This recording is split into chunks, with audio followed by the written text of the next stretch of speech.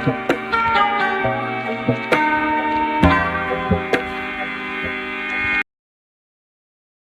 number 6. This question is from transformation of functions.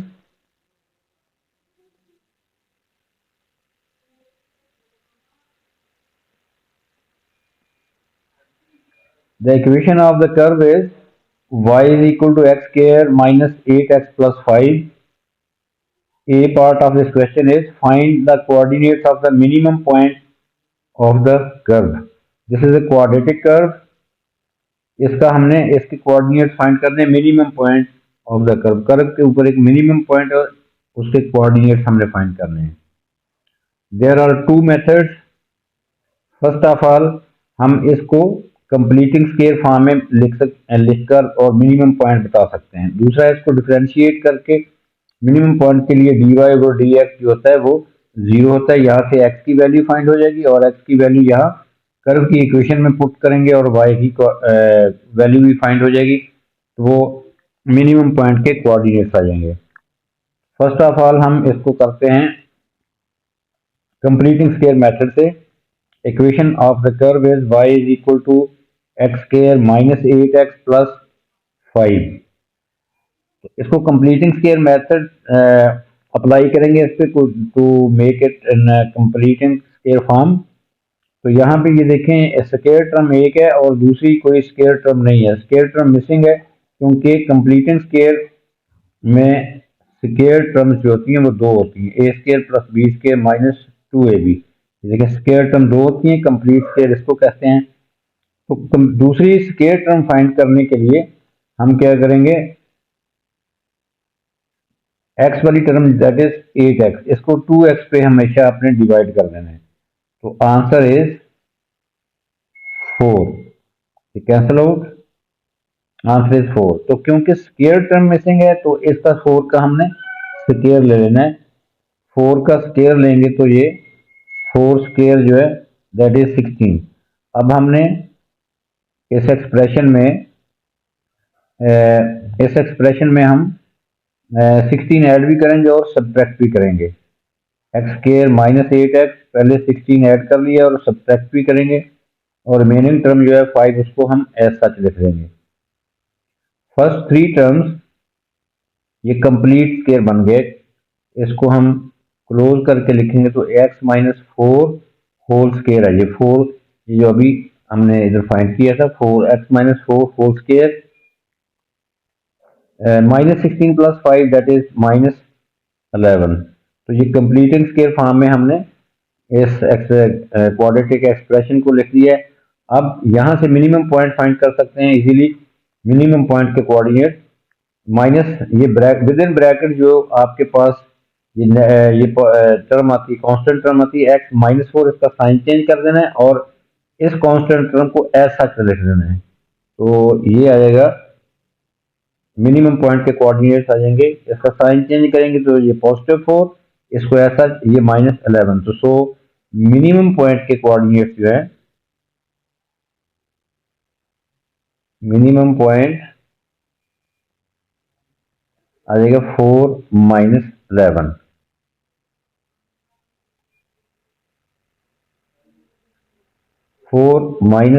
This is the minimum point of the curve. दूसरा method इसका ये है, अब simply curve की equation लिखें. कर्व की इक्वेशन है y is equal to x square minus 8x plus 5. क्योंकि मिनिमम पॉइंट या मैक्सिमम पॉइंट जो है टर्निंग पॉइंट भी इसको कहते हैं, स्टेशनरी पॉइंट भी कहते हैं, वहां पे dy और dx 0 होता है. तो इसका dy और dx फाइंड कर लेंगे. dy और dx इसका आ जाएगा 2x माइनस 8. अब 2x माइनस 8 को हम जब 0 पुट करेंगे तो 2x minus 8 is equal to 0. यहाँ से x की वैल्यू आ गई 4. x कोऑर्डिनेट ये देखें इधर भी 4 है और यहाँ भी 4 है. अब y कैसे फाइंड करना है, ये x की वैल्यू जो यहाँ पुट कर देंगे तो y कोऑर्डिनेट भी आ जाएगा. तो सो y coordinate will be x square 4 square minus 8 into 4 plus 5. After simplifying we get y is equal to minus 11. तो so again in both ways minimum point जो है, मिनिमम पॉइंट एक्स की value 4 और Y -11, तो minimum point आ जाएगा -4, 11. These are two ways to find the minimum point on the curve. 4 - 11 is the answer.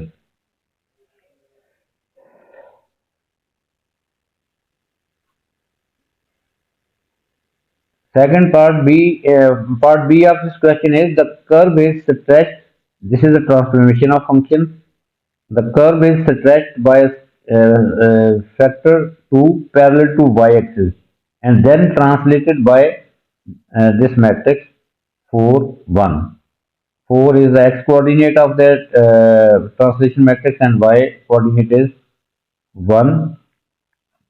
Find the coordinates of the minimum point of the transformed curve. This is the original curve.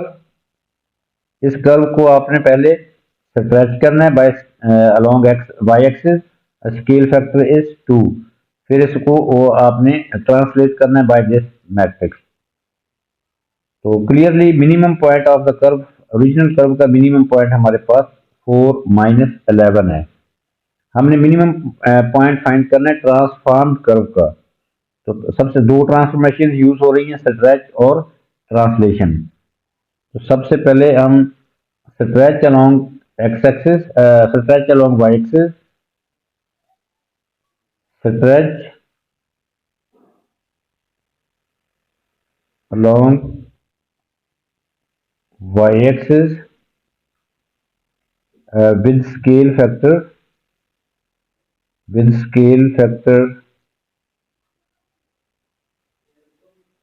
2. तो जब stretch along y-axis हो तो x coordinate के sign, x coordinate जो है remains the same. stretch along y-axis x coordinate remain the same. ये देखें 4 - 11, 4 remains the same. Stretch along y-axis with scale factor 2, तो y कोऑर्डिनेट को हमने मल्टीप्लाई कर देना है 2 के साथ क्योंकि स्केल फैक्टर 2 है. तो सो 4 - 11,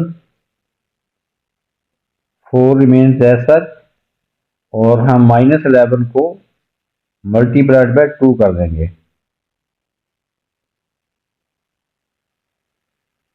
-11 into 2.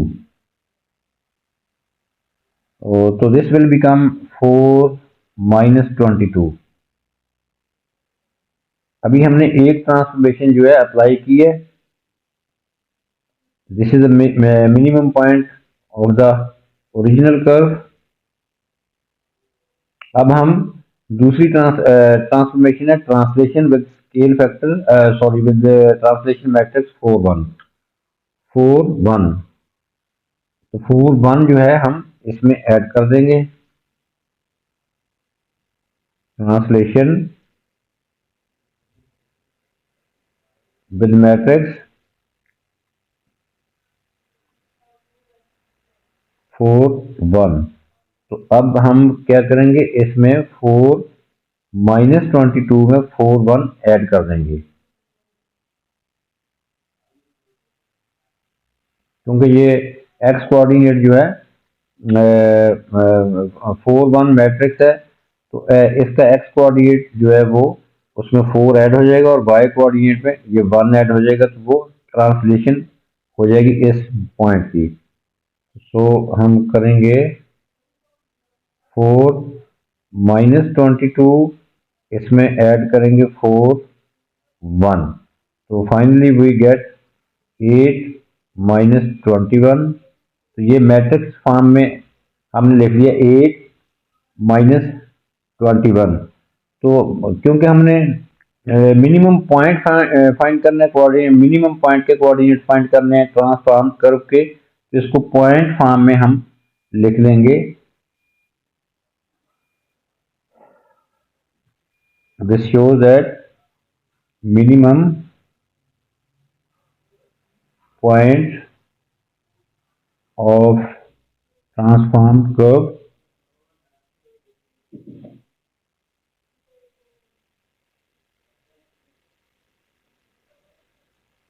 8 minus 21. X coordinate is 8 and y coordinate is minus 21. This is the minimum point of the transformed curve after applying two transformations, stretch and translation. This is the answer. Part C of this question is find the equation of the transformed curve. जिस तरह ये original curve हमारे पास है y इसकी equation है y is equal to x square minus 8x plus 5। इसकी other form हमने इसको कंप्लीटिंग स्केयर फॉर्म में भी लिख लिया है। दोनों फॉर्म यूज हो सकती है नेक्स्ट पार्ट में। We have to find the equation of the transformed curve. इस कर्व के ऊपर दो ट्रांसफॉर्मेशन यूज हो रही हैं, स्ट्रेच और ट्रांसलेशन।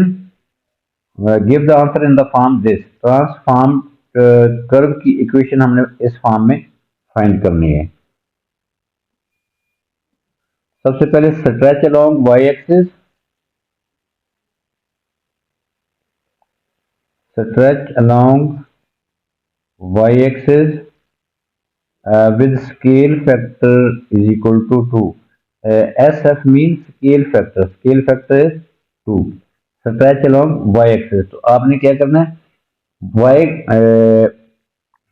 y वैल्यू को 2 से मल्टीप्लाई कर देना है। y वैल्यू जो है, ये कर्व की इक्वेशन हमारे पास है, ओरिजिनल कर्व की इक्वेशन है y is equal to y is equal to x minus 4 square minus 11। अभी हमने इसको ये किया था कंप्लीटिंग स्केयर फॉर्म में लिखा था। इस फॉर्म में भी लिख सकते हैं इसको, इसकी ओरिजिनल फॉर्म में भी लिख सकते हैं। हमने इसकी कंप्लीटिंग स्केयर फॉर्म में लिख दिया है। क्योंकि स्ट्रेच अलोंग वाई एक्सिस का मतलब आपने वाई कोऑर्डिनेट को वाई को 2 से मल्टीप्लाई करना है। 2y मीन 2 इंटू दिस, क्योंकि y इसके इक्वल है, तो हम इसको 2 से मल्टीप्लाई कर देंगे।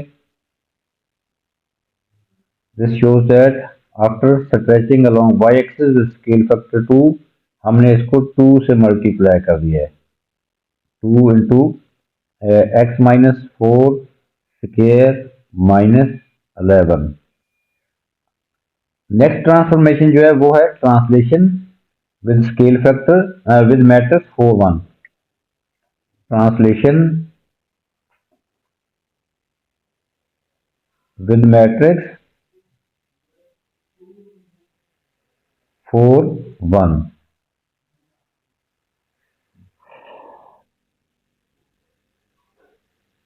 फोर वन मीन के हमने ये 4 ट्रांसलेशन में यहाँ पे हमने इक्वेशन फाइंड करनी है। इसका मतलब है कि ये 4 जो है ये सब्ट्रैक्ट करेंगे यहाँ पे x में से, और ये 1 जो है ये वर्टिकल ट्रांसलेशन, हॉरिजॉन्टल ट्रांसलेशन 4 है, पॉजिटिव 4, और वर्टिकल ट्रांसलेशन जो है वो 1 है। इस 1 को तो हमने ऐसा चेक कर देना, लेकिन यहाँ पे जो 4 है वो इस x में से माइनस करेंगे 4 और इस y को प्लस कर देंगे आखिर में। तो so this becomes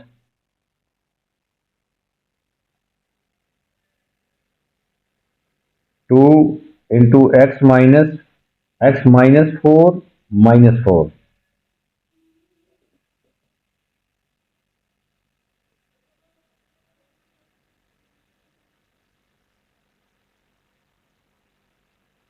x minus 4 minus 4, ये हमने इस x की बजाय x minus 4 लिख दिया है।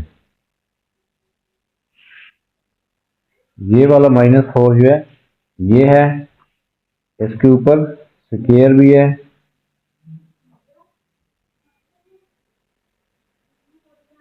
-11,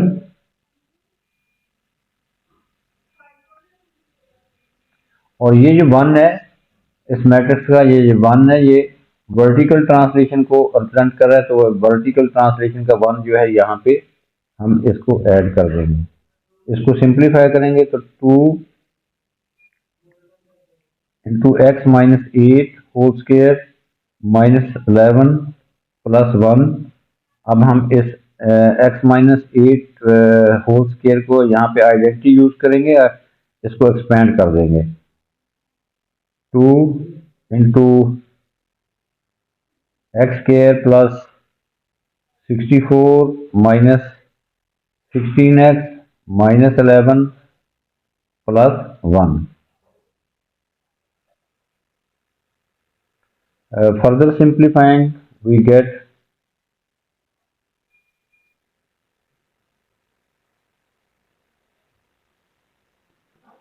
यह हम इसको मल्टीप्लाई कर देते हैं 2 के साथ, हर टर्म को मल्टीप्लाई कर देंगे। 2x square plus 128 minus 32x minus 22 plus 1।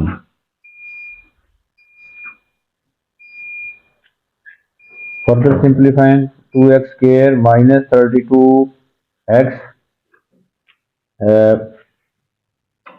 plus 107. So this is the transformed equation of the curve.